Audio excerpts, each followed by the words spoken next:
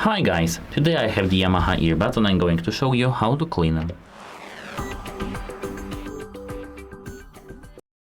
At first you need to take both earbuds out of the case, and now here, as you can see, we have these holes where I can actually put my finger in, and we have here these holes. So at first you can take some isopropyl alcohol and not pour it all here, but you can take some spray and spray these things here once.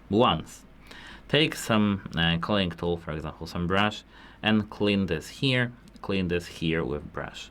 You don't really need to clean this here, but if you want you can do it with another spray and here. The same as here and here. Just clean all your case using the alcohol and some brush. You can take then some cloth, soft cloth, and wipe it all down. Here, as you can see, we have the charging port. Clean this with the brush but without alcohol.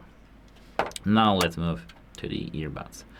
The earbuds is the same, alcohol and some brush and just some quick wipes and brush. That's it, how it helps you, and goodbye.